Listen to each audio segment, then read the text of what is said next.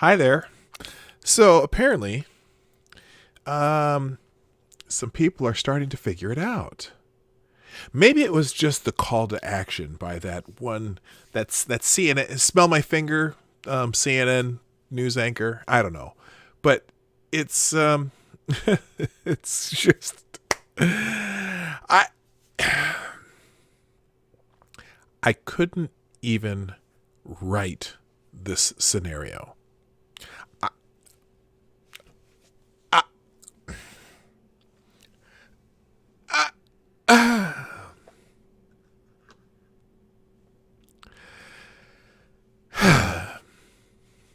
Play the intro.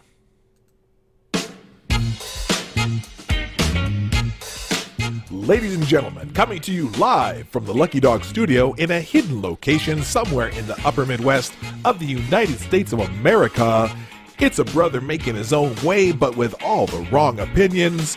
Welcome to the Morning Night Live with your host, yours truly, Dawg Knight. Well. Let's stop the music. Good morning, Americans. And people who are not Americans. Welcome to the Morning Night Live with your host, me, Marty, also known as Dawg Knight on the internet. Welcome back to the Dawg Knight Channel on this lovely Tuesday, the 1st of September, 2020. You know, it's Minnesota, so you'd expect it to get chilly, but it actually was pretty chilly this morning. I left the house this morning. It was 56 degrees. I'm like, what the hell? Oh yeah, it's September. We get it. You know, it's funny. I've lived here just over 30 years. And it's kind of funny. You go from August to about Labor Day. And I swear, usually right after Labor Day, it just, boom. It's like fall's here. Boom, it's cold. Then we get like a really hot week in about the middle of October. And then it's just, then we're just what everyone thinks of Minnesota. It's cold, right? So I should be used to it by now. But coming outside this morning, 56 degrees. What the hell's going on here? Anyway, welcome to the Morning Night Live. Now, I see people are trickling in slowly today. I'm not sure why that is. Maybe, is it? It's Tuesday. I get a little competition on Tuesdays with some of the other people I stream on the other side of it. That's okay. I saw this coming.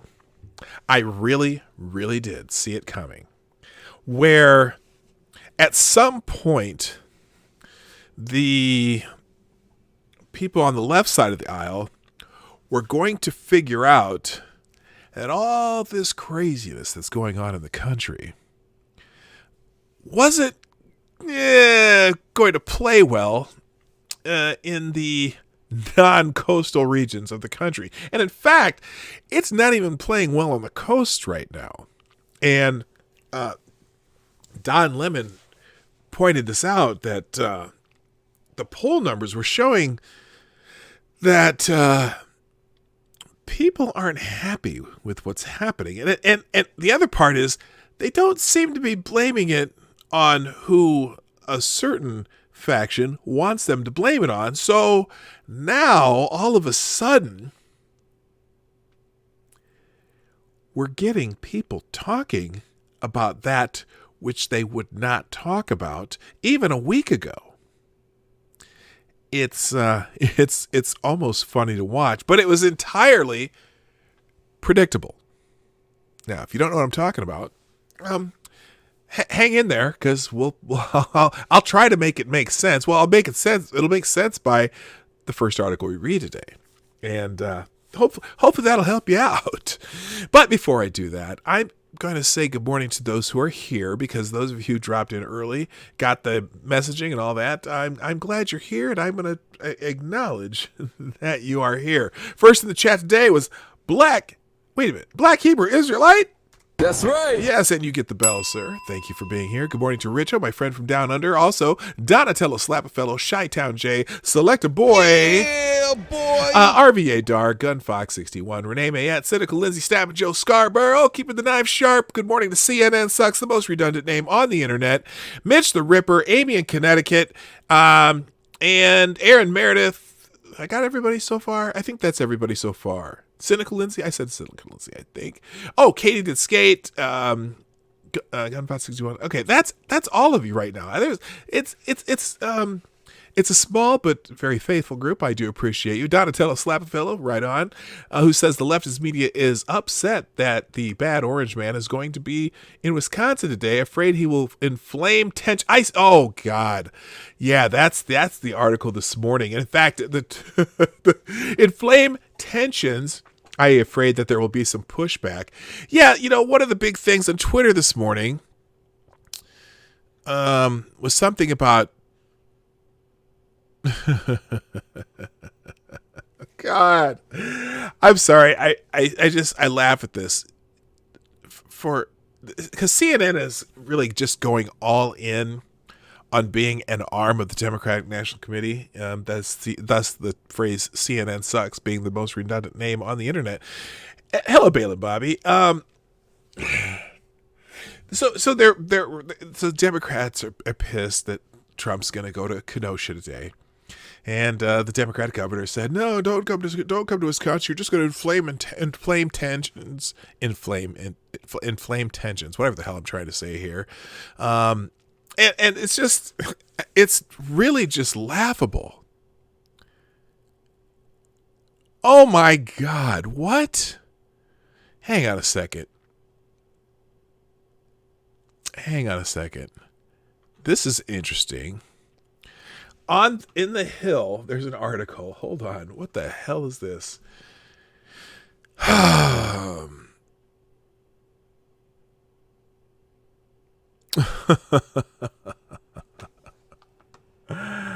my God. This article comes out on the Hill. Pence told to be on standby to assume powers during Trump's abrupt Walter Reed visited, according to a book. Let's see who wrote this book. Vice President Mike Pence was told to be on standby to assume presidential powers during President Trump's abrupt visit to Walter Reed National Military Medical Center last year, according to New York Times reporter Michael Schmidt's upcoming book, obtained by CNN. This is CNN. Did anyone now obtained? I'm pretty sure that all of these sections are leaked or given to the outlet. Just by the way, Schmidt wrote that he learned in the hours leading in the hours leading up to Trump's trip to the hospital, word went out in the West Wing for the vice president to be on standby to take over the powers of the presidency temporarily if Trump had to undergo a procedure that he would require him to be anesthetized. He did not specify a sourcing for the information about the November 2019 visit. Gee, I wonder why this is coming out today, or even at all. It's oh my God. So they have to counter anything that people talk about when it comes to Joe Biden's health or mental acuity. And so, of course, they're going to be coming out with all kinds of shit. Brock44, thank you for being here. President Biden and BLM, Vice President Harris, will lead our country forward. Well, welcome to the show. I'm glad you're here, to be honest with you. I hope that you're here to argue with me a little bit, because I don't mind that. I like having people who come in and actually do things like that. Or you might just be someone who is going to here to troll. But regardless, hey, if you like what you see, subscribe and hit that bell. Good morning, Avocados Diaboli. Good morning to, I said Cynical Lindsay. Damn it, Chadwick. Chadwick Dupree is in the house. Anyway, so at the time, the White House said the president underwent a quick exam in labs as part of an annual physical exam preparing for a very busy 2020. The president tweeted after his visit that his health was very good and he would finish the exam in 2020, while Pence did not take over presidential powers. Duh! Schmidt's book raises questions about the unscheduled hospital visit, which drew speculation at the time about the president's health. Well, bring it on, baby. I'm sure that whatever. That's standard. Anytime the president goes to the hospital for anything, be it a checkup or anything, that's probably pretty standard procedure that the vice president is told to be on standby. I'm pretty sure that happens every time. In fact, Gunny says it. Marty says that's a standard stuff if the president goes in for surgery. Right. And he didn't need surgery, so whatever. Let's talk about this. Hey, did Barack 44 just hit and run, or is he still here? Are you still here? Okay, whatever. Anyway, so as I was saying, the Democrats all of a sudden have discovered violence, because apparently the violence is not really working in their favor right now. And so I just found it fascinating. Oh, geez, another shooting in Los Angeles. Protesters gather for police shoot and kill a black man in South Los Angeles. You know, I'm pretty sure over the last month they've shot more than just black men, but they always have to make it a point to write a black man, which, you know, I get it. They don't do that all the time. Hey, Larry. A group of demonstrators gathered at the scene after a black man was shot and killed by police officers on Monday in South Los Angeles. Los Angeles County Sheriff's Department said the officer shot the man after he produced a handgun. According to local media, sheriff's investigators say the incident occurred after officers attempted to stop the man riding his bike for a vehicle code violation. Interesting. Here's an AP News. You know what? This is just some breaking stuff. This happened last night, but I hadn't heard it yet. So I'm just gonna kind of sidetrack myself here, and we're gonna check this out, because and apparently there's protesters, but it didn't get too out of hand. Apparently the most important thing was the protest, not the fact that the man was shot. Apparently, Oops, hang on. This is some AP nonsense that happens whenever you go to the AP site. No, I'm not going to sign up. I don't want to learn more about the Morning Wire. Poof. Get off my screen. Oh, is this blocking me? Oh, no, it's not. Okay, here we go. 2 deputies fatally shot a black man. They have to say the race when it's a black man, of course. That's important. The bell's going to ring eventually. Who scuffled with them after they tried to stop him for riding a bicycle in an unlawful manner. So here's the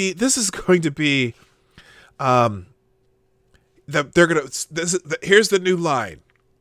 Man killed for riding a bicycle. That's going to be the line. Good morning, Becca Fairley, Ryan himself. How you doing? Nice to see y'all. A crowd gathered and marched to the sheriff's station after the Monday afternoon shooting, demanding justice. Do they know the details of this event or not? I doubt it. Good morning, Tyler F. Sheriff Lieutenant Brandon Dean said 2 deputies from the South Los Angeles station were driving when they saw a man riding his bicycle in violation of vehicle codes. According to the Los Angeles Times, it was not known which codes the man allegedly broke, Dean said. When deputies tried to stop the man, he dropped his bike and ran.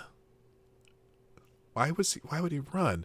With the deputies in pursuit, Dean said, deputies again tried to make contact with the man, and Dean said he punched a deputy in the face. I hope they have body cam footage of this. Good morning, John Smith. Say hi to Mrs. or Senator Warren for me. Also, Anna Lynn. Good morning, Mike Savage. Blarg. So he punched the deputy in the face. The man then dropped a bundle of clothes he'd been carrying, and they spotted a black handgun in the bundle, at which point both deputies opened fire. Huh? The man was pronounced dead at the scene. Police say the handgun was recovered and no deputies were injured. Family members at the scene identified the dead man as Dijon Kizee, 29, CBS Los Angeles reported. Protesters gathered demanding answers, and more than 100 people marched to a sheriff's station on Imperial Highway. Some said they didn't think the shooting was justified, while others chanted, "Say his name, no justice, no peace," the Times reported. Arlander Gibbons, 68, lives in the neighborhood. He questioned why the deputies fired at a man who, according to the sheriff's official, wasn't holding a weapon. If he reached down to grab it, that's different, Gibbons told the Times, but if it's on the ground, why shoot? Okay, that is absolutely a legitimate question. That is absolutely a legitimate question. If he did not reach for the gun, why would they have shot him? So I don't know. That's why I'd love to see the body cam and footage from this. And if he had a gun and he didn't reach for, of course he did punch someone in the face, but that's still no reason to shoot him. The Los Angeles County Sheriff's Department tweeted in a statement that multiple independent investigations began at the scenes, as is customary with the deputy-involved shootings. And they had corrected his name. All right, well, that's going to be interesting. Good morning, Kyra Alexander. They stuffed out anyone who doesn't actively serve Satan. There is no one. Voting is not going to solve this. You all let it go too far. Interesting. Oh, you talk about the Democrats. Anyway, all right. So that's not really what I wanted to start with today, but that's kind of some breaking news. Real quick, a couple thank yous to Cynical Lindsay, Becca Fairley, RVA Dar, and Truck and Bear for tweeting out the show this morning. Please share the show. Use the arrow down there, or you can do it on Twitter, Mine's Gab, or Parler if you follow me on those. If you don't follow me on those, any of those platforms, follow me on those platforms, and you'll always get the notification, because I generally tweet them out daily, even if you don't get the YouTube notifications. Good morning to Kessler. How you doing? Glad you're here. All right, so the fascination here. Let's change gears here. I want to read JJ Sefton's intro today, because there's a lot in it, and it kind of makes sense of my intro this morning, or what I was talking about. It's 1st of September, and with the Democrats sanctioned and perhaps funded violence and mayhem incinerating our major cities have completely repulsed most Americans, the off switch on the golem they have inflicted on us doesn't seem to be working, as several incidents seem to dictate. First, within minutes after a police shooting of another alleged black criminal in Los Angeles. Now, I don't like how he worded that. Hundreds of rioters were able to coordinate via Twitter and went on a rampage that ended up with a car driving through a storefront window. Now, that's the part of the interesting. That AP article didn't say anything about a car driving through a window. So I gotta hear more. I want to hear more. Second, a man has been charged with stalking and threatening Denvin Nunes's wife. Given the nature of Rand Paul's neighbor and James Hodgkinson, who Dick Durbin still refuses to give answers about his relationship with. That's the guy who shot, and I'm not sure. And I'm sure this is all innocent, and the Nuneses are just overreacting for no good reason, right? Third, the FBI is warning Chicago police that gangs are evidently now banding together and have told members to shoot any cop who they see drawing his weapon in the course of his duties. That's not good. Given the nature of who the mayor and DA are in this town, it's essentially open season on cops with no limit. Ew. That doesn't sound good. Did I say hi to you, Ryan? Good morning, Ryan. Finally, and this is one is just sickening beyond belief. Some person used 2 bricks to beat a man unconscious, evidently videotaped the attack, and posted it on Instagram with a message. The vicious sneak attack, which was posted on social media on Monday, shows the victim lying on the ground, surrounded by a pool of his own blood, as the third-party taping of the assault laughs. The Instagram post of the assault frames the attack in racial terms, seemingly mocking the victim, who is white, and adding the hashtags "White Lives Don't Matter" and "Blake Lives Matter." They spelled black wrong. The assailant appears to be black. "Young man, you got knocked the fuck out," the Instagram caption says, with additional crying, laughing emojis. "Bitch, you better not run. You bet not run." More crying, laughing emojis were posted, adding, "Unk tried to kill you. Pray for Unk." The man who uploaded the video to Instagram is someone named @Trey Savage. He captions it, "White Lives Don't Matter." The Daily Wire's Matt Walsh posted to Twitter, capturing a screenshot of the post before it was removed from social media site I don't know if this scumbag is the guy who carried out the attack or if he just found the video. He's a scumbag either way. Ugh! I'm pretty sure you've probably seen that video. It was going around on Twitter big time yesterday. Anyway, with law enforcement's hands either tied or otherwise siding with the terrorists willingly or in a prevent defense on their pensions, corrupt DAs, courts, and juries in Democrat-controlled zones, you're not going to get Kyle Rittenhouse's publicly and justifiably taking out the trash. Oh, we have our super chat of the day. Let me just pause here for that. Thank you, GunFox61, for the $5. You are the new superstar donor of the day. I love saying that. Anyway, GunFox61 says, around the nation in 60 seconds. Chicago saw its deadliest night again. National Guard once again will be in Wisconsin. Federal agents arrested so far over 500 BLM and Antifa members. And NBA viewership have dropped nearly 50% since last year. I think the sports leagues are going to have a hard time getting through the next couple of years. I'm just saying. Thank you, GunFox61, for the $5. If you want to be part of the Super Chat program, you can do that at the PAWG link down below, or it's in the chat, or excuse me, not in the chat, down in the description. There's a place where it says Super Chats here. Oh, by the way, if you're doing Super Chats, you no longer have to use the PayPal option. You can also use just a regular credit card option, which is probably preferable. PayPal takes too much of your money. So anyway, you have more than one option now. I might even drop PayPal out of there. And pretty soon, when I get to that 1,000, I'll be able to do YouTube Super Chats too, even though I would still prefer the Streamlabs option. I know some of you would prefer using a YouTube Super Chat option, which, we'll get there eventually. I'm going to start having a whole bunch of guests. I keep saying that, but I'm starting to contact a bunch of people.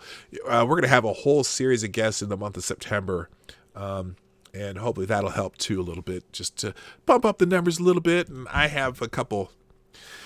Well, I've been writing something that I think will probably get a lot of play, and I'll give you some more details about that later. Anyway, back to this. Let's see.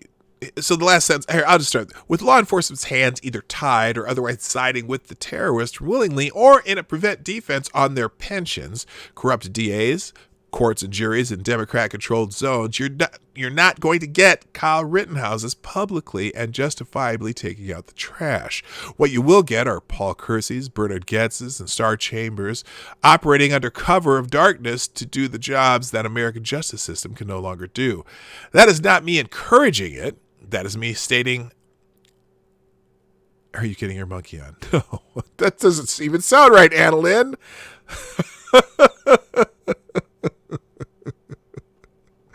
Oh my God. Anyway,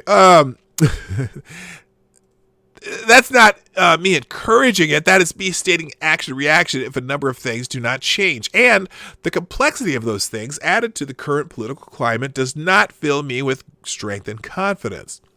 I know if I were a crazy cat and got a pair of Ignatz bricks to the head while being laughed at and mocked as I lay in a pool of my own blood, given that I live in a lawless democratic shithole, I would be compelled to seek a biblically inspired solution. And let's just leave it at that. Yeah, I'm not happy. Ronan, what's up? You're not disguised as Maddie today? Or no, yeah. Anyway, how you doing, Ronan? And check your logic too. Why Nightbot? What? Okay, okay. Circling back to the Democrats, with everything collapsing in on them politically, they were forced to release Joe Biden from his crypt, and almost immediately they wished they hadn't. After being heckled, he barely was able to string a couple sentences together regarding the phony Oriental plague. But it went from bad to worse. Lest there be any doubt where Biden stood regarding the frightening events in Portland, Seattle, and other places, Biden even asked, "Do I look like a radical socialist with a soft spot for rioters?" Really? Before Tuesday, the answer was, well, now that you mention it, yes, you do! So had Biden stopped with his condemnation, it would have been progress enough for one day.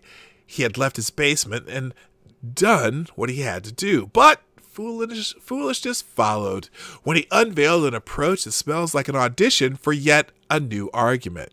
Make that another weak, inane argument to combat Trump's claim that electing Biden would give free rein to lawlessness, a claim that has been resonating among swing state voters.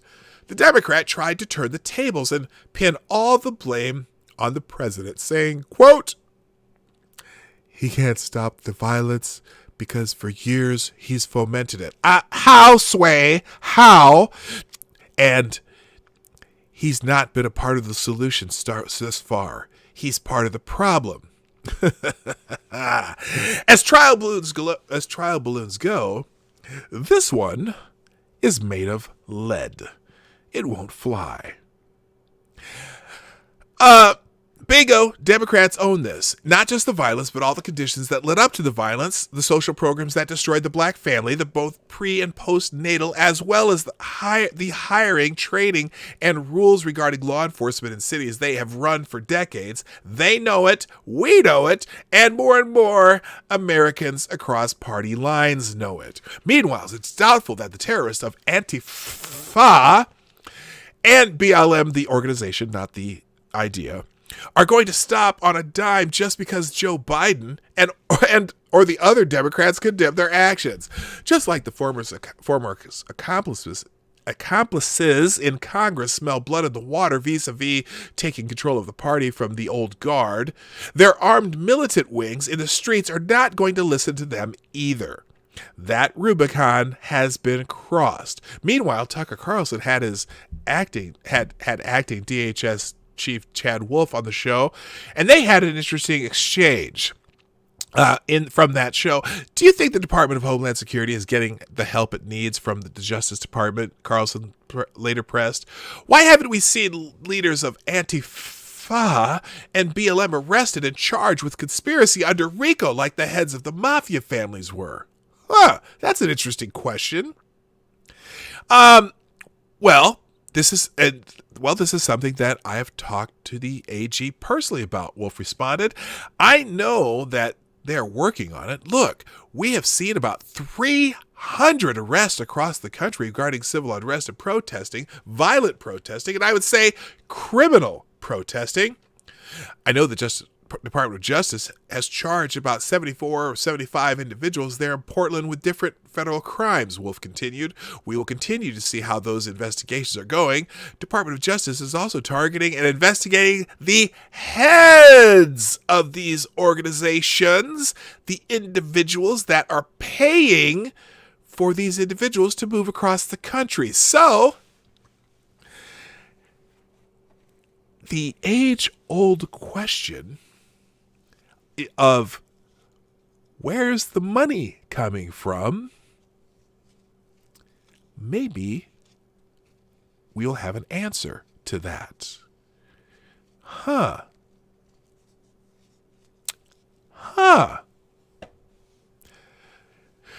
First of all, as for BLM, you're going to have to officially declare them a terrorist organization, RICO the hell out of them, along with Antifa. Of course, in doing so, you'll no doubt come up against some of the same individuals who were involved in the original and still ongoing coup enforcement in democratic cities. Coup. I messed that up. Still an ongoing coup from 2016 to take out Trump, plus national law enforcement, to say nothing of local enforcement in democratic cities, are still populated with leftist embeds, which makes the task that much harder. Lastly, is this just all lip service? What are the odds that this is Patrice Culler's Momser and her cohorts, let alone George Soros? Will be in an orange jumpsuit. We're still waiting for the fate to befall Comey, Clapper, and Brennan. No doubt in my mind that China, Iran, and Russia have their fingers in this as well. So now we're talking acts of war? No? And I didn't forget Clinton and Obama either, especially the latter. Yeah, Michelle Obama's been fanning the flames lately, by the way. I wish I should have read that story the other day. Holy shit. Come on. Okay, we have a new person in the chat named Camel Toe Bailed Out Antifa. Bully, who says nobody likes Joe Biden. Welcome to the show, that's a long-ass name. Holy shit. Camel Toe bailed out Antifa Bully. Welcome to the show. By the way, subscribe and hit that bell so you get notifications. Good morning, James Colley also. All right, let's get into what I wanted to talk about first, because Joe Biden has suddenly discovered violence. It's amazing. In fact, I should go back. Maybe we should pull up his speech from the Democratic National Convention, because I don't recall him mentioning any of this violence that he's suddenly now denouncing. Now, perhaps it has something to do with that. There's that Kyle Rittenhouse kid who killed a couple people. Maybe that's it. And then the guy who got murdered in Portland, the Trump supporter got murdered in Portland. But it's really weird, because today would be the 94th day of violence in Portland, the 94th day of protests and again, not all the protests are violence, but they kind of end up being violent by the time it gets dark. That the freaks come out at night theory. Freaks come out at night. The freaks come out at night. You know what I'm talking about. So the fact that he's discovering the violence all of a sudden, well, bully on Biden. Well, Michael Goodwin from the New York Post has an interesting editorial about that, and I have it right here. Biden tries to blame Trump for Democrat-run cities' unrest. Okay? Joe Biden had a good thing going. In a rare adventure outside his basement, he was giving a speech in Pittsburgh that contained some fine passages about national unity mixed with blistering attacks on the president. More important, he had finally crossed the Rubicon in condemning the crime and violence. I might even let's just open that one over here. Plaguing the nation's urban areas. Rioting is not protesting. Looting is not protesting. Setting fires is not protesting. None of this is protesting, he declared. It's lawlessness, plain and simple, and those who do it should be prosecuted. Where was this in your Democratic National Convention speech? I don't know. It's amazing that you're discovering this now. Let's read on. It was good medicine for a violent, sick nation, because after weeks of virtual silence on the issue and then timid criticism, the Democrats' nominee had found sufficient courage to at least state the obvious, lest there be any doubt about where he stood regarding the frightening events in Portland, Seattle, and other places. Biden even asked, "Do I look like a radical socialist with a soft spot for rioters? Really? Come on, man." That wasn't there. I just added that because it was funny. You're a lying dog face pony shoulder. Hey, no, really, it was funny, Joe. Shut up. Okay. Let me stop here. We have our second super chat of the day from Bear Cock. Bear Cock, I didn't even see you in the chat. I'm so glad you're here. Welcome. Thank you for the 357. And we got that new, did you see the new alert? I'm going to play his alert again because that's the new 357 alert. Okay. There it is again. She's popping some targets there, isn't she? Way to go, girl. You go, girl. It was just, it's a blank 357. Well, I'll just play the alert again because the 357 is, you know how that works. Anyway, I don't think it is. Okay, it's not. I don't know why my bots aren't working. We'll have to fix that. Anyway, to participate in the Super Chat program, you can find the link in the description down below to the Streamlabs. Okay.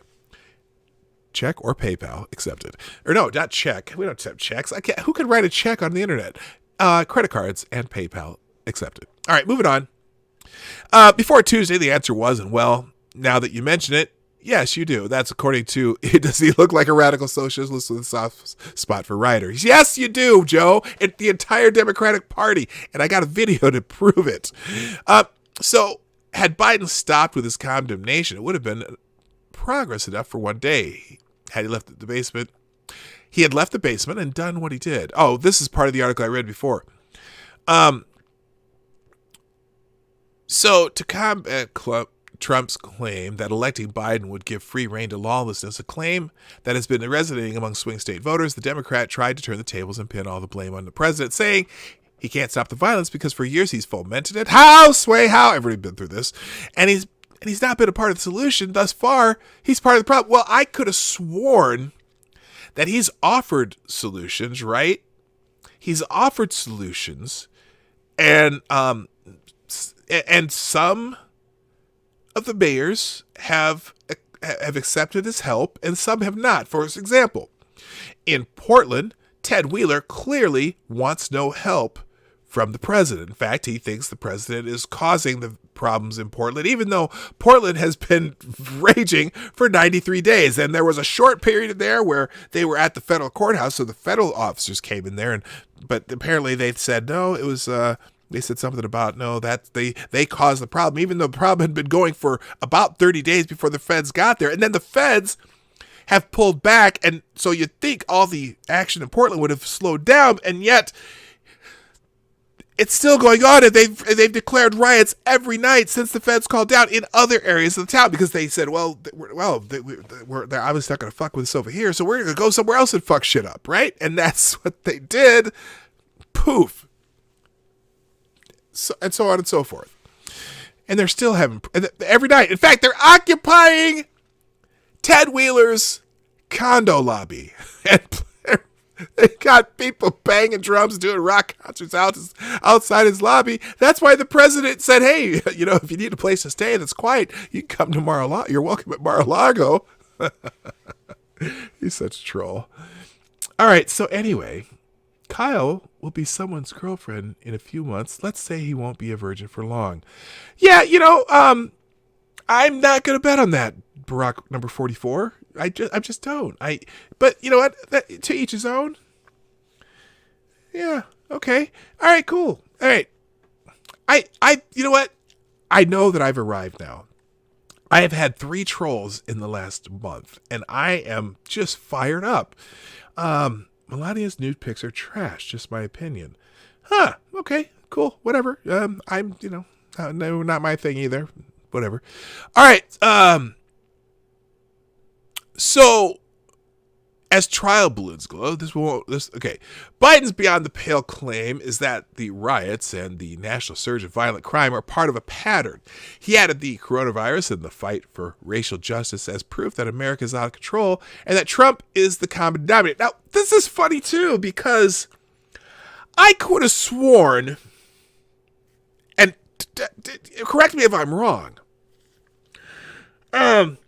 when was the Trayvon Martin thing? What year was that? Let me look this up. Let's do an aside here.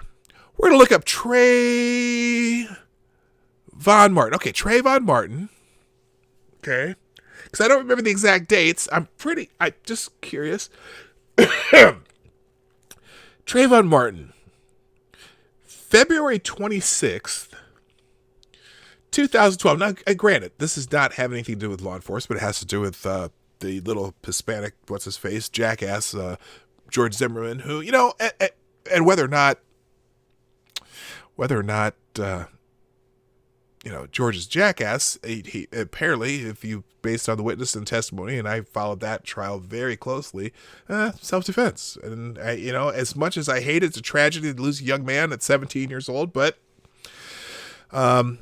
sometimes you got to choose whether or not you're going to attack somebody who you think's treating you poorly, and is what it is. It's a very sad and tragic situation.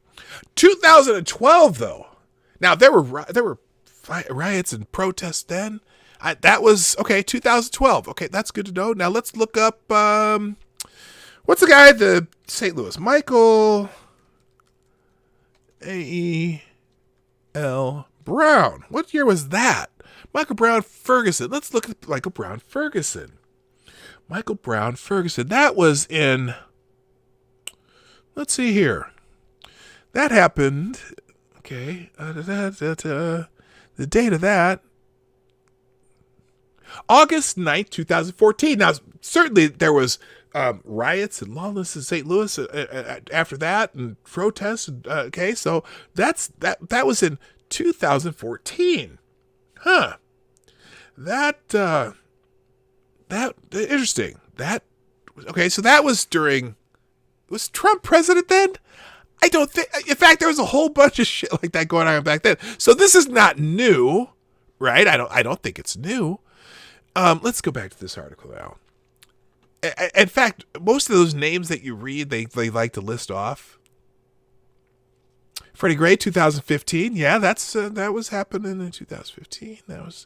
So it's not like this is new. Now, and again, some of those cases, I mean, you take the Walter Scott case, there's a reason that that officer's in jail, because that was fucked up. You could argue that in the case of Philando Castile, that could have been gone a different way. Locally, if you know that he had that's a tough one, because he had a gun in his lap when the officers arresting him, and it could have gone either way. I don't know. That's a tough one. But all these cases, a lot of these cases, they happen long before Trump was president, right? So it couldn't be just that, but apparently, according to Joe Biden, racial justice, he added coronavirus and the fight for racial justice as proof that America's out of control and that Trump's the common denominator. I don't know. This is not new. But anyway, he says murder is up 26% this year under Donald Trump. Yeah. And how is that Donald Trump's fault? I'm curious. Let's see here. The problem which is, by the way, mods, don't censor Brock 44. I just let him ramble on and see where he goes here. I don't particularly care. It's all good. I may engage later. The problem with the richest brew that he concocted, that the ingredients don't go together, the most obvious contradiction, is that virtually all of these cities engulfed in destabilizing turmoil are in blue states and or are run by Democratic mayors. Trump has offered to send in federal help, and the mayors have generally said no, although in Chicago and Kenosha, they have accepted help, and there have been a lot of arrests in Chicago since that coalition happened. And kudos to Mayor Lightfoot, who, despite her public persona, behind the scenes has been accepting of some federal help in that case, and also in Kenosha, where the governor, despite the public persona of not wanting to cooperate, he has actually sent in some of the Wisconsin reserves and has accepted National Guard help. And apparently it has at least been able to quell some of the violence that's been going on there. Now, who knows how long that would have lasted anyway, but that's a good thing. And it'll be interesting to see after the president's visits there, as the president visits there today, how that goes on. Good morning, Human F Being. That's a new name in the chat. If you're not subscribed, hit that subscribe button and you know the thing, the bell thing, you know the thing, right? Anyway, so separately, Democratic mayors preside over these cities and at the heart of the racial fires involving allegations of police misconduct. If there are bad cops on their forces, why didn't the mayors supporting Biden remove them? That's just one of the logical problems with the argument. But Biden is not appealing to logic, only to the erogenous zones of anti-Trumpers. Nothing turns them on like another excuse to justify their hate for the president, and now they have one. It is presumably meant as a replacement for the excuse from last week when media Praetorian Guard declared that the murder surge Biden now finds troubling really isn't that big of a deal. Yeah, they oh, no, it was no big deal until they decided to change course after Don Lemon, worst journalist of the year, Don Lemon, Democratic strategist, worst journalist of the year, put in his 2 cents about how this is not polling well for Biden and the Democrats. It just isn't. And no matter how much Trump's PR campaign to get Trader Flynn charges dropped worked perfectly well. So, and it's not working. It's not changing people's minds about what is really going on. So there you go. And let's see. So presumably, of course, he's not, of course, but, I'm sorry. Moreover, Biden's attempt to blame the president for the violence undercuts his condemnation of that violence. Given the rioters an excuse basically gives them a pass. And how, pray tell, is Trump responsible for riots that were started and continue with the goal of ending his presidency? He's not, of course. Biden is not actually breaking new ground when he suggests that Trump is mystically responsible for the bad behavior of those who oppose him. Major institutions have graced themselves and effectively offered the defense that Trump made us do it. Yes, Trump made you burn down that building and loot the Nike store. Recall that the FBI was so determined to paint him as a Russian agent that it corrupted itself in the process. The New York Times and other hefty outlets were willing to forfeit their public trust and trash standards in an effort to thwart him. Congressional Democrats gave up being governing partner to join the resistance, and many federal judges ignored their oaths to become partisan players, kind of like the D.C. Circuit regarding Michael Flynn. Yes, Barack Ford, number 44.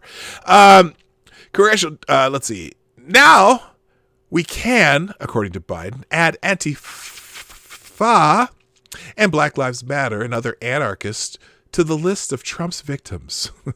Apparently the rioters, arsonists, and common criminals were all good little boys and girls in the pre-Trump era, and their assault against America just demonstrates that they too are casualties of the president's toxic being. The idea is so fatuous, so idiotic, that it only adds to the concern about Biden's well-being. On top of all his other health maladies, he too seems to be suffering from a serious bout of Trump derangement syndrome. And even his mask can't help him with that. Anyway, good morning, Zach Osborne. What's up? How you doing? Anyone else show up? I don't know. We all know this is the United Sites on now. Should be interesting. Yeah, that's a good point, Barack 44. The Southern District of New York, which seems to be fairly corrupt, if you ask me, but I'm not saying.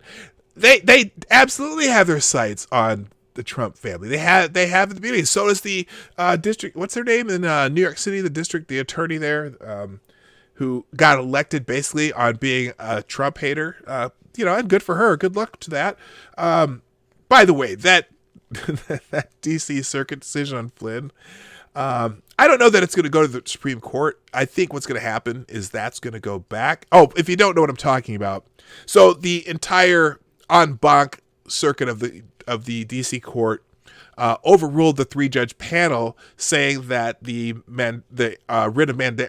writ of mandamus, I keep saying that word wrong, for Michael Flynn, they overturned it. But they also, the reason they overturned it is because the judge hadn't made a decision in the case, and it's some technical stuff, which a writ of mandamus, I don't know how to explain this. In any case, so now they're going to force the judge to make a decision on the request to drop the charges. And really, the judge has no standing if he does it wrong. There's already a Supreme Court decision on this very specific type of situation, that if the judge does not allow them to drop the charges, it will be very easy to return to the writ of mandamus. I keep saying it wrong. And in any case, they're just drawing this out. It's a political nonsense, if you ask me. All right, let's move on. Mandamus. Thank you. I know I always say it wrong. Sullivan has been acting as prosecution since the DOJ dropped their case. Absolutely true. All right, let's see here. Moving on. So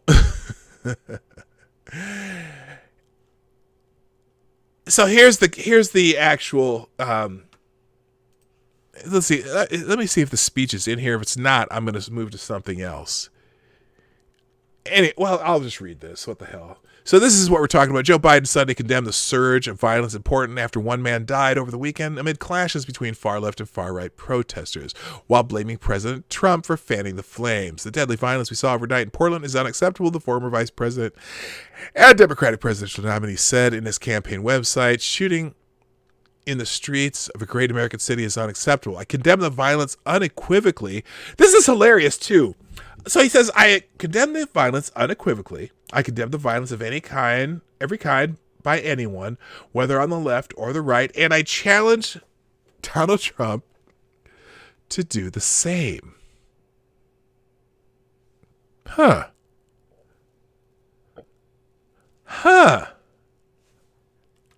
Wow. I could have sworn, because I did actually listen to both the Biden speech at the DNC, and I listened to most of the Trump speech of the RNC, and there really was only one person condemning violence in either of those speeches, and his name wasn't Joe Biden. Now, 2 weeks later, here comes Biden finally condemning the violence.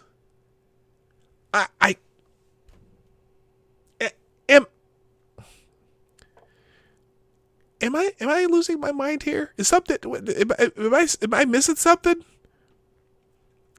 He continues, we must not become a country at war with ourselves, he said. And now I by the way, I absolutely appreciate Joe Biden acknowledging this point and making this point. I think it's long overdue.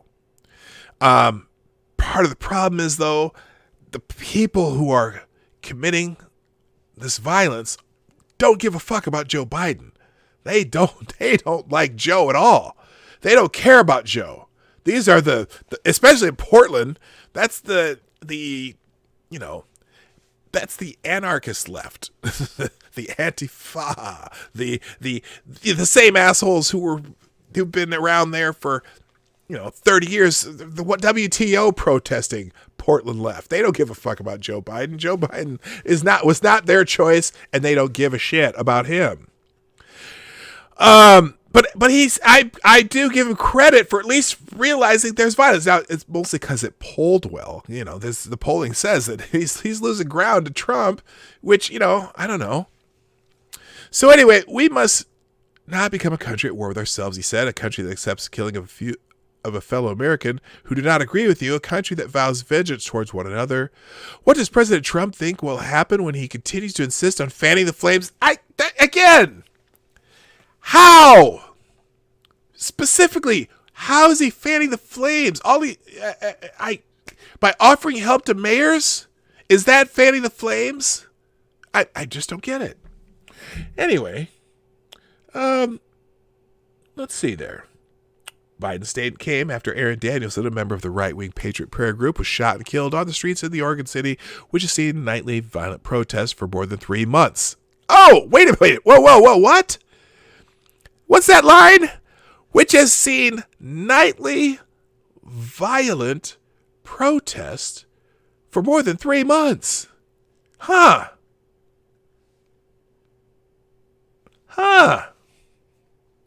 Wow.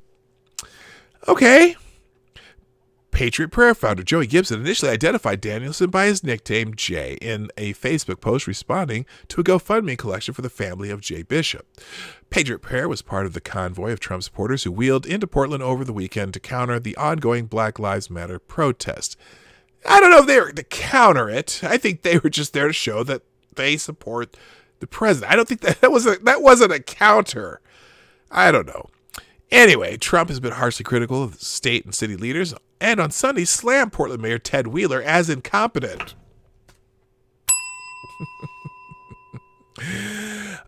Wheeler's incompetent, just much like Sleepy Joe Biden, the president posted on Twitter. This is not what our great country wants. They want safety and security and do not want to defund our police. Last week, an Illinois teenager was charged in the deaths of 2 protesters in Kenosha, Wisconsin, amid demonstrations over police shooting of Jacob Blake in their city. Yeah, that sentence is that has some minimal utility to that sentence. Anyway, so now this is fascinating because as far as what is, oh shoot, I closed that window. What was that sentence they used? Something about Donald Trump fanning the flames. Fanning the flames. That's a very fascinating statement. Fanning the flames. Let me ask you, let me show you something here, because I think this is important. I think this is important. Because Joe Biden, I'm going to repeat, Joe Biden used the words fanning the flames. Now, this is about 2 minutes and 19 seconds long. This is not mine. I think it's from Elijah. What the hell is Elijah's last name? I don't know. But anyway, let's talk about fanning the flames. Fanning the flames. I just don't even know why there aren't uprisings all over the country, and maybe there will be. People need to start taking to the streets. This is a dictator. You know, there needs to be unrest in the streets for as long as there's unrest in our lives. Yeah. Enemies of the state. Show me where it says that protests are supposed to be polite and peaceful. Do something about your dad's immigration practices, you feckless. When they go low, we kick them. How do you resist the temptation to run up and wring her neck? The biggest terror threat in this country is white men, most of them radicalized to the right. I thought he should have punched him in the face. I said, even if you lost, he insulted your wife. Yes. He came down the escalator and called Mexicans rapists and murderers. He said, well, what do you think I should have done? I said, I think you should have punched him in the face and then gotten out of the race. You would have been a hero. I'd like to punch him in the face. I said if we were in high school, I'd take him behind the gym and beat the hell out of him. Punch some people in the face. When was the last time an actor assassinated a president? They're still going to have to go out and put a bullet in Donald Trump, and that's a fact. Yeah. Look, as his character is stabbed to death. Where is John Wilkes Booth when you need him? Fanning the flames. I have thought an awful lot about blowing up the White House.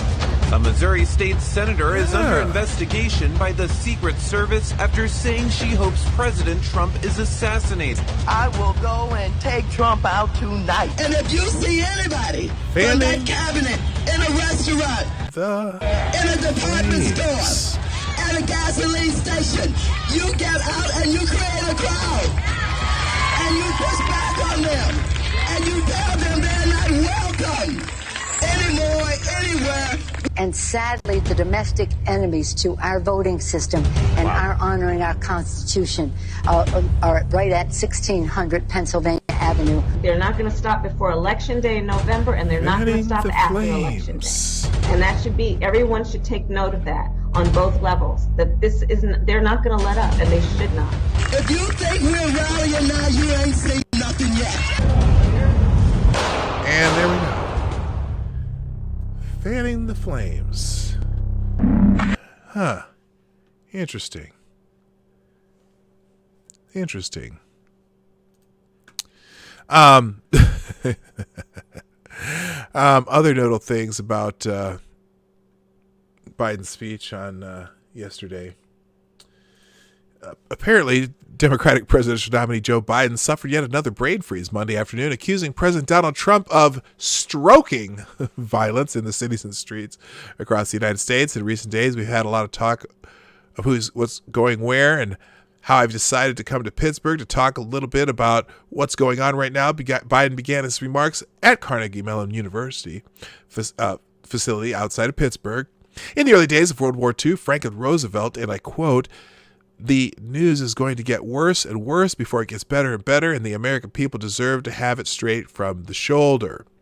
The incumbent president is incapable of telling the truth. I'm going to let him let me just do this. Here we go. Let me just play it. Good afternoon. I want to thank Carnegie Mellon for providing this space and all the promise it holds for future jobs in a high-tech world. In the recent days, we've had a lot of talk about who's going where and how I've decided to come to Pittsburgh to talk a little bit about what's going on right now. In the early days of World War II, Franklin Roosevelt told the country, and I quote, "The news is going to get worse and worse before it gets better and better. And the American people deserve to have it straight from the shoulder." Okay. Straight from the shoulder. The job of a president is to tell it straight from the shoulder, tell the truth, to be candid, to face facts, to lead, not to incite. That's why I'm speaking wait, to you whoa, today. whoa, whoa. To lead, not to incite. Interesting. Yeah, that's interesting. That's interesting. The incumbent president is incapable of telling us the truth, incapable of facing the facts, and incapable of healing. He doesn't want to shed light. He wants to generate heat, and he's stoking violence in our cities. You know, this is a... Stroking? Wait a minute. Stroking? Did he say... Wait a minute. Did he say stroking violence? Did he just say stroking violence? He wants to generate heat, and he's stoking violence in our cities. Stroking... You know, this is a tragic fact of the matter that... okay. Well, I think this is... You know what? I don't care if he misspeaks. I'm just curious. Wings Lives Matter. That's another new name. I'm getting a whole bunch of new people in here. Stroking violence. Stroking violence. He'd be stroking. Welcome, Wings Lives Matters. I hope you join the channel by just hitting the subscribe button and the notification bell. And even you, Brock44, if you want to come here every day and troll, I'm more than happy to have you drop in. I appreciate you too. You make things more interesting around here, and every once in a while I'll get a good chuckle from you too. Anyway, Asian Americans vote predominantly Democrat. They're about 60-40. Keep going. Hispanic Americans about 65-35. You might have a shock this year with African Americans, black people. I know that I'll tell you what, Barack 44. I've made a decision that I'm sure it ain't hell vote for Biden this year. I didn't vote for. Oh, by the way, 44. There you. I didn't vote for either of them in the last election. I thought both Hillary and Trump were trash. But Trump's turned out okay. And I'm going to do a video about something called tangibles. And by the way, obviously African Americans vote predominantly Democrat. Well, okay. And is that all the eggs in one basket? Is that a good thing? I'm going to do it, by the way, I'm going to be doing a video about tangibles, because Tariq Nasheed likes to talk about tangibles, and I was thinking about that this morning. What tangibles mean when it comes to how Trump's approach to tangibles for African Americans versus the traditional Democrat approach for tangibles for African Americans. And I was thinking, it's interesting because the first thing Trump did when he got in the office, he invites all the HBCU guys, presidents into the Oval Office, and goes and funds them, and then they come back the next year, and they're like, he has to fund them again. They come back the next year, and he's like, why do you come back every year? And he said, well, because that's how we've always done it. He's like, no, why don't we just set this up so we fund you for 10 years? Okay, that's a tangible. And not only is that a tangible, that is a opportunity tangible. See, now, obviously not every black person goes to a historically black college or university. In fact, I would even say a majority goes to other universities, but it is a tangible, an opportunity tangible. And I'm thinking, okay, what else has he done? Now, I don't like to talk about the unemployment numbers. The unemployment numbers, while that is a fact that during the Trump administration, we had the lowest black unemployment in history and the lowest Hispanic unemployment in history and blah, blah, blah, blah, blah. That is a tangible for all Americans because, until this COVID crap, that's a rising tide. All boats rise during a rising tide, right? So that's something that's obviously tangible to all Americans, but it wasn't specifically just for African Americans or Asian Americans. That's not something he did for them. That just, rising tide raises all boats.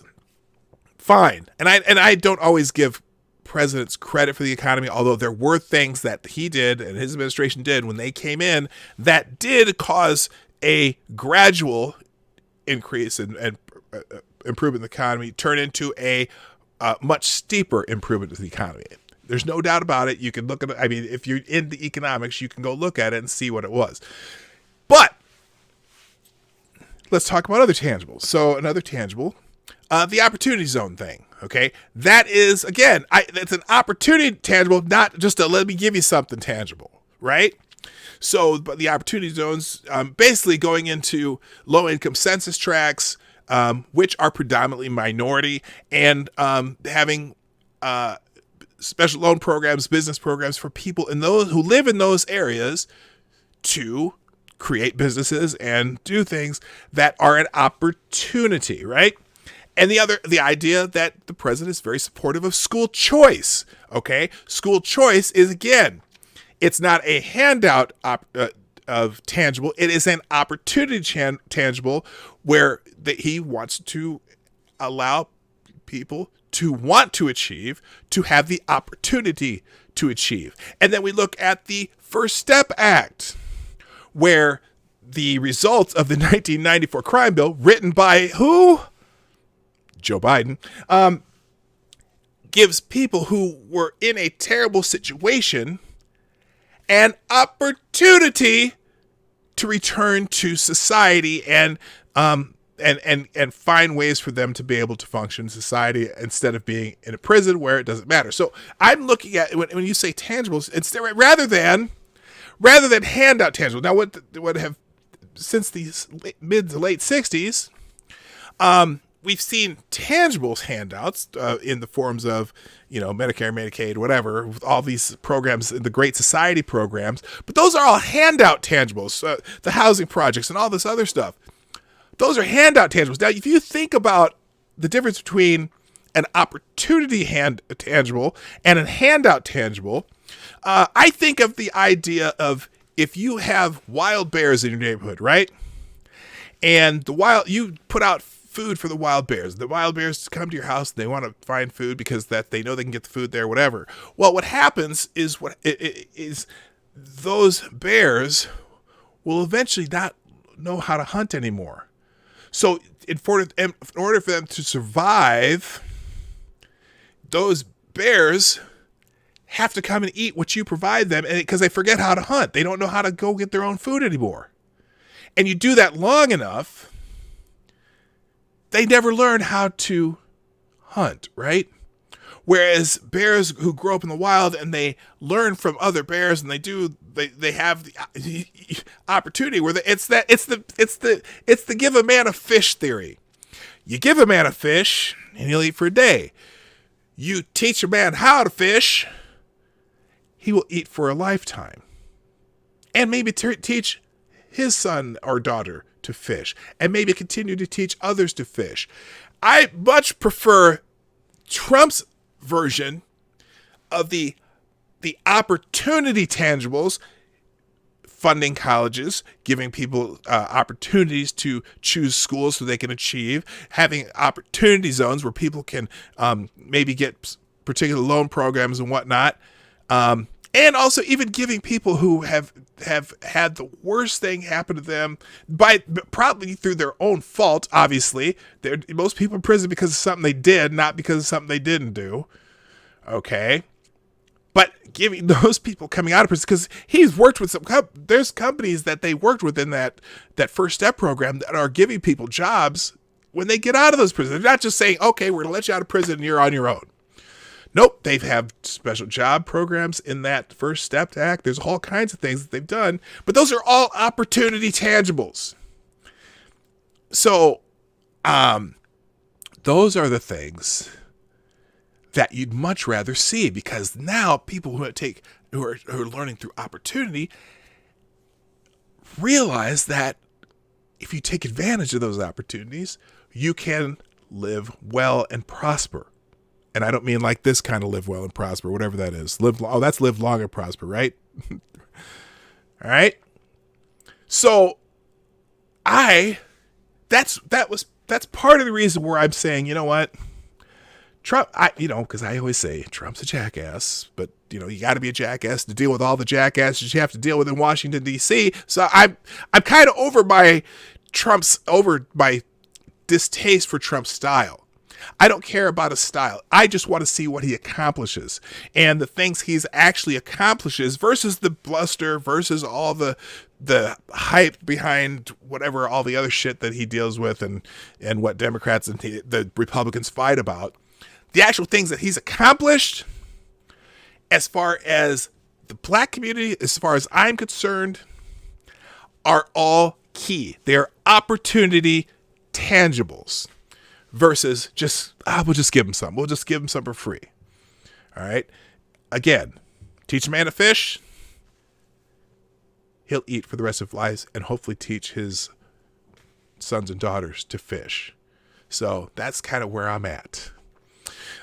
All right. Let me, I got to finish up here. So interesting. Let's get into what's happening today in the world. We'll do a quick chitter, a quick Twitter news check. Trump did an interview last night with Laura Ingraham. This is he got into talking about whether or not he wants his followers, let's see if I can move this here. Whether or not Trump wants his supporters confronting protesters. In an interesting interview last night with Laura Ingraham. Let me see if I can get this thing to work here. I might have to refresh the page. Hang on. Give me a minute. And I just found his answer kind of interesting here. Let's see here. Give me 1 second. Jeez, it's taking long for this to load. Anyway, let's see here. Here we go. And we'll go start it here.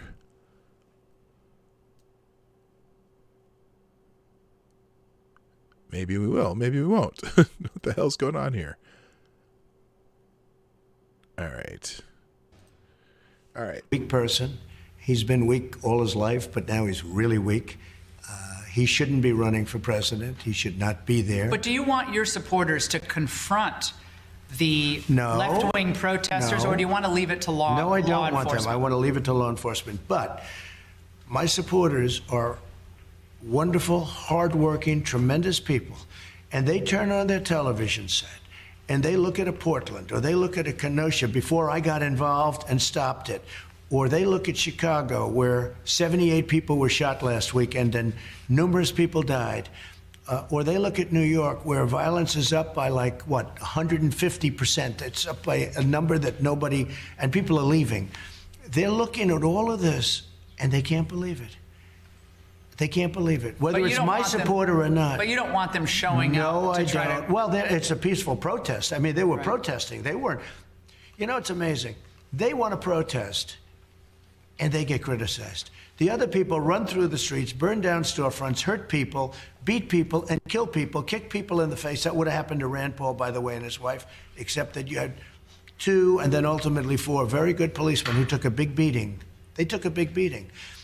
And they really saved Rand Paul. In fact, we're going to bring him into the White House and give him some kind of an accommodation, because what they did was very brave, actually. I mean, can you imagine? I'm saying policemen were brave because they're escorting, but they're escorting a U.S. senator and his wife. And as Rand said, he would have been killed if they weren't there. Isn't it true also, Mr. President, that the Democrats... All right, I'm going to stop there. Anyway, that was the point that, no, he doesn't want... he doesn't want his supporters confronting people, which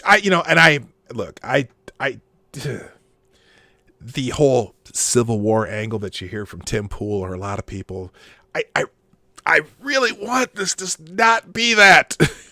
We don't need people killing people in the street or doing bullshit like the fuckhead with the bricks hitting the old man. And I don't know how we stop that shit. But it definitely needs to stop. All right, let's get into the Explore tab real quick here. See what they have on here. Protesters gather after police shoot and kill a black man in South Los Angeles. interesting situation. I'm going to let that one do the 3 to 5 day rule. We'll get a ruling on that in a couple days. Los Angeles time. So if you've been actually following the aggregate polls, I don't know where the Los Angeles Times came up with this headline saying Trump has slipped among key groups that backed him in 2016. If you look at the swing states right now, it's pretty much head-to-head match, and usually the polling companies oversample Democrats, and that's why you got this huge surprise in 2016. There's a couple different polling companies that actually have them neck and neck. It's hard to say what's going to happen, but if they're neck and neck in polling today, you probably can expect a Trump win again, because they don't want to report that. They want people demoralized. Anyway, let's get into the news part of the tabs though here, because I don't necessarily want to do the trending. I want to look for any new news. Last night, India and China engaged in talks after fresh skirmishes at Pangong So. There was some action last night, the day after the Indian Army said it preempted Chinese activity in the southern bank of Pangong So Lake. The Chinese embassy denied it. The area near the lake is among the most contentious sectors of the poorly demarcated line of actual control between the two countries. In some areas, India and China have different perceptions of the LAC.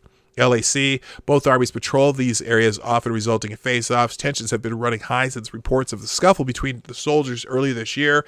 Both armies have since deployed large number of soldier and heavy military equipment along the LAC. At least 20 Indian soldiers died in Galwan Valley and Ladakh, and face-off between Indian and Chinese soldiers in June. So, but they are negotiating that now. Here's a kind of a good picture of this. It's called this Pangong So Lake's Finger area, where all these little tributaries in here, whatever. But anyway, so they are, well, it's good that they're talking, because, we don't need another war over there. Still talking about the mask. Experts advise that masks are effective in reducing COVID-19 transmission. The big news yesterday though was, what was it? Only I think 6% of COVID deaths, 94% had 2 or more comorbidities, and 6% were strictly the loss of death from COVID-19. I don't think you're supposed to say that on YouTube. I might get taken down for saying that. But that was from the Center for Disease Control, which is interesting. But anyway, health experts and local authorities in multiple countries and the World Health Organization have recommended the use of face masks in order to reduce the risk of transmission of the new coronavirus. Specialists also say that homemade and cloth masks are effective in reducing the risk of infection when worn correctly. Well, I'm not going to argue with them. It's fascinating. There's a full court press on that. They're talking about who's going to succeed Japan's Shinzo Abe. I'm not particularly concerned. Americans abroad feel ostracized by their own country. Interesting. Let's see. That's the mask. 1 hour ago, Hong Kong is beginning massive COVID-19 testing efforts as critics urge a boycott. Nearly 650,000 people signed up for the Beijing-led testing effort, which aims to prevent a third wave of cases in the city. in the city. However, pro-democracy activists and healthcare workers are urging a boycott of the effort over fears that the DNA samples could be sent to China. Oh my God. That is, who knows? It's going to be hard for anyone in Hong Kong to trust anything China does. Interesting. So the city aims to test the entire population of 7 million and needs to test 5 million to track down hidden cases. Activists call for a boycott, citing privacy fears and anger over elections canceled due to the virus. So that's some typical stuff. Another new name. Funky Animal, the Earl of Funkdom. Welcome to the show. By the way, if you're here and you're not subscribed, Again, subscribe, ring the bell, do all that stuff. All right, let's see. Anything else breaking here? This is all. Last night, residents continue to deal with power outages as cleanup for Hurricane Laura begins. And that's is at Port Charles, Louisiana, and part of Texas. The cleanup process in the aftermath of Category 4 Hurricane Laura has begun. However, residents are still dealing with long-lasting damages and a power outage that could last for weeks. On Monday, Louisiana Governor John Bel Edwards urged people to be careful when operating generators, as improper use of these have led to casualties. The death toll rises to 16, many from carbon monoxide. And so if you're anywhere down there, if you're in a position to help, see what you can do to help people in Louisiana and eastern Texas. Let's see.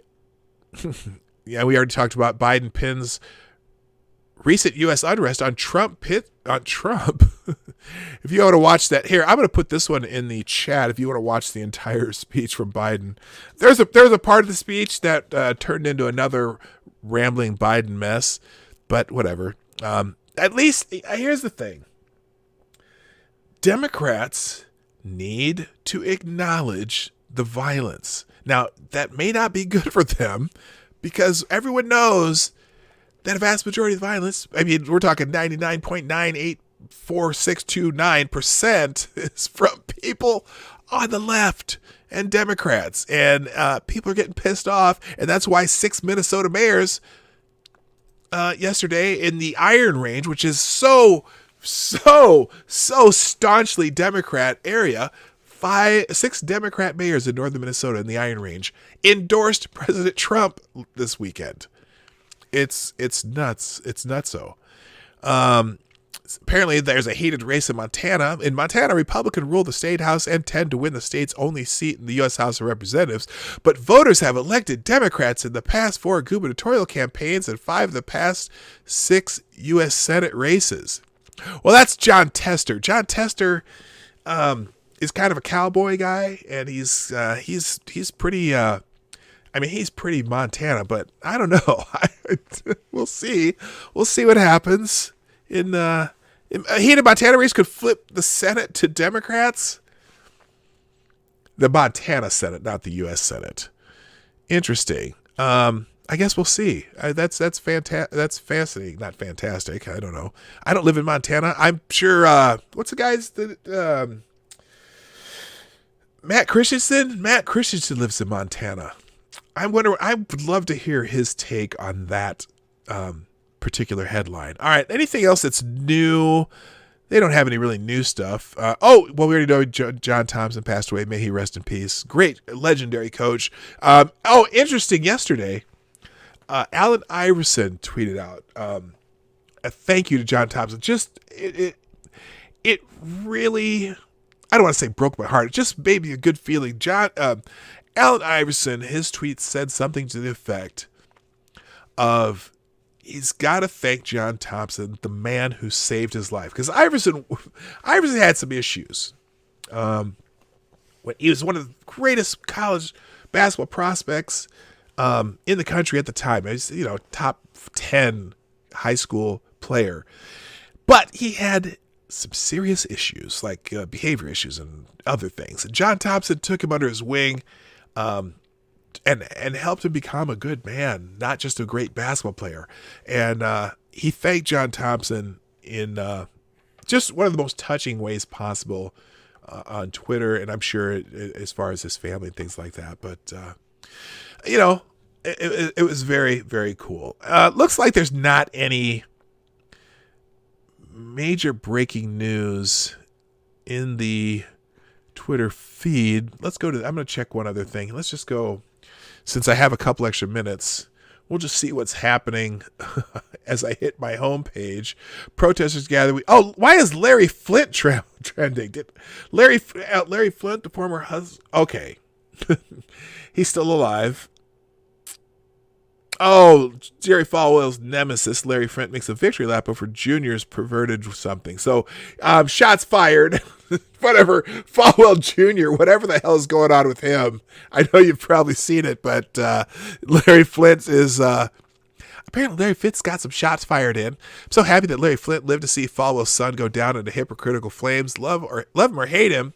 And there's plenty of reasons to hate Larry Flynt. He's done a lot of free speech, and he was 100% on target about the Falwell family. Yeah, whatever you think of Larry Flynt, he absolutely, and I'm not a fan of porn and shit like that, but whatever you think of Larry Flynt, that is correct. He's 100% free speech warrior. And I mean, he's a jackass left-wing nut job, whatever, but he's a free speech warrior, and you know, good for him. And they had him and Jerry Falwell's battles were pretty legendary. And so anyway, that's why he's trending. Let's see what else is going on here. Oh, Charlize Theron. What did she said something political. Let me guess. We'll just click on a couple of these. Oh no!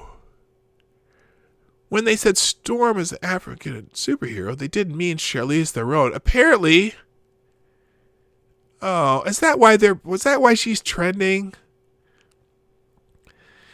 Okay, so people are pissed off because the Storm in Marvel Future Fight looks a little bit too much like Charlize Theron with the... Oh, God. Is that who they used to model it? Is that people... it's not like it'd be cultural appropriation because Storm is a mythical figure. Oh, my God. Saw Charlize Theron and thought she was allowed to adopt another African boy to try to turn him into a girl.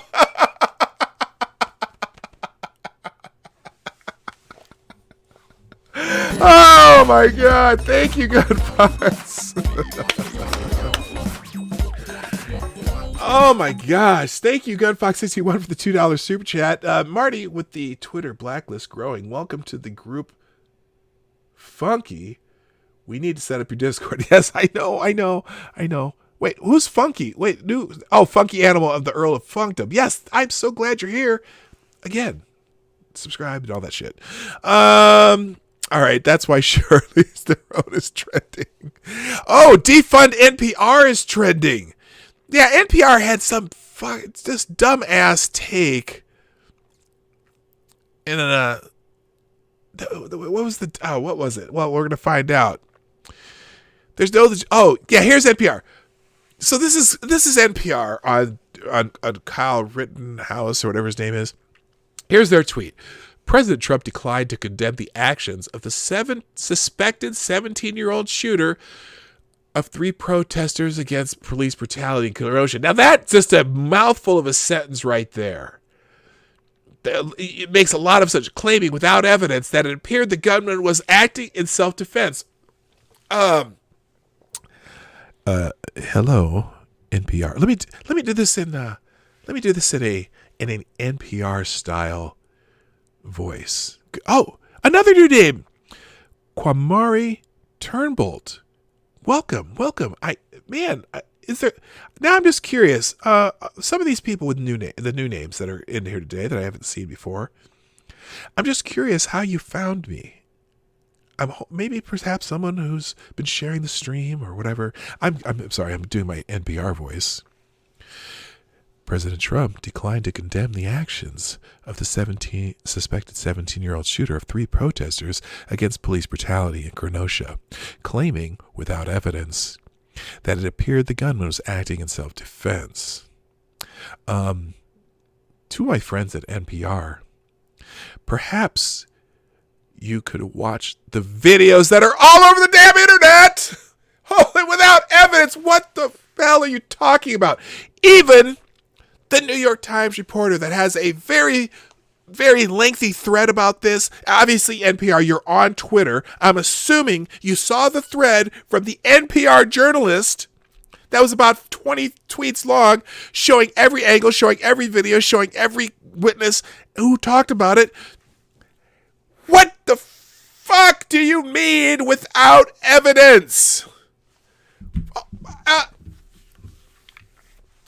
In every instance, the gunman, as you are calling him, was retreating when he shot somebody. Also, if he was just out there to randomly kill people, why did he only kill the people who attacked him?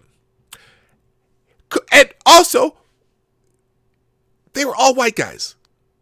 So it wasn't like he was out there in an active shooter situation. And he attempted in the mayhem to contact the police and turn himself in. And thank you, Cryptic, with the $5 super chat program in the description down below. I'm sorry, let me just this super chat who says, Cryptic, my friend Cryptic, who's in the house, and also hello, Maddie. Cryptic says, someone, should I do this in an NPR voice? Let's do it in an NPR voice. Someone stole the toilet seat at the police station. Investigators have nothing to go on. Thank you, Cryptic, for the super chat. Oh, good Lord. Good Lord. Anyway. All right. So, yeah. Declined to condemn the actions of the suspected 17-year-old shooter of 3. Well, how do you condemn the actions of somebody before all the facts come out? Why would you condemn them? Do you have to condemn? What if it wasn't self-defense? Would you condemn them, NPR? Or does it automatically, because and the sentence is so loaded. First of all, he declined to condemn the actions of a suspected 17-year-old shooter as though you've already determined he's guilty of something without knowing, if there's no evidence of what? Is there evidence that he did it in a act of malice? Does NPR assume that? Claiming without evidence, well, there's plenty of evidence, and if you haven't seen it, maybe you're not a very good reporter, and that it appeared the gun was acting in self-defense, which, there's a case to be made. Now, is it guaranteed that case can be made? Maybe, maybe not. Clearly, the gunman retreated. He didn't go to shoot them. He shot people coming at him and or attacking him and or assaulting him and or pointing a gun in his face. Did he shoot anyone else in that area just randomly? No, this was not an active shooter situation where he's just going out to randomly shoot people. There were very specific people shot, people who were attacking him. And in this case, there's so much more. There is so much more. But there are, first of all, the guy who got shot with the gun, he had his own video. And I'll find it. Maybe we'll do this tomorrow. He had his own video. After the first person was shot, he happened to be right behind this Kyle guy, Kyle Rittenhouse. And his own video, Kyle was on his way to go get the police. He's like, where are you going? I'm going to get the police. And then some other people started shouting at him and chasing him, and he ran. Then he fell. Then with the guy who tried to kick him in the head, he fired shots and missed. And that guy said, fuck it, I'm out of here. Then the guy with the skateboard started beating him with the skateboard, and he shot that guy. And then the guy with the gun comes up to him. He points his gun at the guy with the gun. And the guy with the gun first backs off for a second and then goes to point his gun at Kyle again. Now, what's interesting is when the guy with the gun, not Kyle, when the guy with the gun came up to him and backed off, Kyle didn't shoot right away. It's in the video. Kyle did not shoot when the guy backed off for a second. He only shot when the guy, after he backed off a little bit, and then pointed his pistol in Kyle's face, and Kyle shot him and his arm. So, evidence of self-defense? Huh. Maybe. There's video to prove it. Now, interesting. Here's Stick, Sex, and Hammer. Kyle Rittenhouse, objectively active in self-defense. We have the freaking video of the incident. Some guy here says he had no legal right to be there. Carried that rifle. That's a fact. Really? We're gonna find that out. We're gonna find out that we're gonna find that out, right? We're gonna find out. A lot of people here without evidence, the videotape footage, without evidence, videotape footage. Everyone's saying the same thing. I don't think that it's self-defense if you aren't supposed to be there in the first place. Really? Really? Okay, let me think of a scenario. This is a dumb question. Let me think of this scenario. Let's say I'm a 17-year-old and there's a XXX theater. 18 only. 18 and up only. And go into XXX theater, sneak into the XXX theater as a 17-year-old. Now, I'm not supposed to be there legally, right? But I happen to be strapped. And someone in the XXX theater pulls out a samurai sword and comes at me with the samurai sword, ready to swing it, ready to cut my head off. And I take my gun out and I shoot the motherfucker. Is that still self-defense? Is that self-defense? I don't think it's self-defense if you aren't supposed to be there in the first place. Well, if I'm at the XXX theater as a 17-year-old and the guy comes at me with a samurai sword and I shoot him in the head because he's about to swing and cut my head off, is it not self-defense because I'm not supposed to be there? I don't think so. I think it's still self-defense, you jackass. God. So, anyway. Thank you, Gunfox61, with another $2 in the super chat jar. Thank you for the tip jar. And you are the superstar donor of the day. Gunfox with $2. Barty. Kyle actively tried to disengage numerous times. He was attacked again and again. He was in fear for his life. Now there was crew flu. There was a crew flu, but Kyle only shot in reaction. Yeah, I know. That's what I'm saying. The Raiders fired the first shot, and the first guy shot reportedly. Reportedly shot at Kyle first. I don't think the first guy didn't shoot at Kyle. He was being chased, and there was a gunshot that went out. But the guy, the little guy who thought he was a hard ass and shoot at me, nigga, shoot at me. That guy. He was one of the ones chasing him, and when Kyle heard that shot, he turned and fired back, and that's the guy who got shot first. The tough guy that was he was also part of the dumpster fire thing that Kyle put out the dumpster fire, and they started harassing these guys with guns and who put out the dumpster fire. I mean, it's nuts. But thank you, Gunfox. Yes, you are correct there. So anyway, boycott NPR is up there. There's no, let's see, who said that? Anyway, Trumpers are screaming about NPR reporting the facts. Claire McCaskill! No. NPR is not reporting the facts at all, you moron. Anyway, all right. I gotta call this a day, but God, ladies and gentlemen, I must declare this a riot and I need to clear the place out. So thank you for being here today on the Morning Night Live. If you're new here, I'm here Monday through Friday, 10 o'clock Eastern, 9 o'clock Central, 1500 GMT for my friends in other parts of the world that don't use American time zones. And if you'd be so kind, before you go, make sure you share the stream. Right down there, that little share arrow thing, or if you're on a phone, it's probably up here somewhere.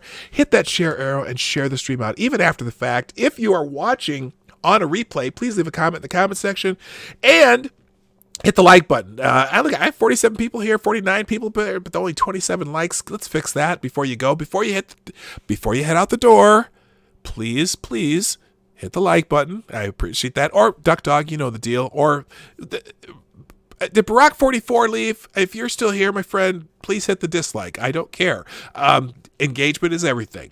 And if you ever want to donate to the show, you can do that through Super Chats in the Streamlabs link down below at pdognight.live. Sometimes that shows up in the chat. For some reason, my bots aren't working. But you can also donate through Venmo or Cash App. Those are in the description down below. And if you're using the Streamlabs at pdognight.live, you have the options of doing that through PayPal or through credit card. That's your choice. Thank you again, everybody, for being here today. But it is time for me to go. I'm not going to sing that Carol Burnett song this time. Well, I haven't done that for a while anyway. But my name is Dawg Knight, and I'm out of here. Bye-bye. Hey, this is Dawg Knight, and thank you for watching today on the Dawg Knight Channel. Credit card. If you have an observation or remark you'd like to make about this video or my channel, I absolutely welcome you to write it. I'm not going to sing that Carol Burnett song this time. I really look forward to hearing from you. But, and my name is if you like what you saw, but you're not already subscribed, please make sure you hit the subscribe button and definitely click that bell that pops up afterward so you'll be notified when I post new videos or when they go live. I broadcast my live show, The More Night Live, Monday through Friday at 10 a.m. Eastern, 9 o'clock Central. A special thank you to all supporters of this channel who share our videos on social media and who make donations through the Streamlabs link, which is also in the description down below. Thanks again, and until next time, I'm Dawg Knight, and I'm out of here.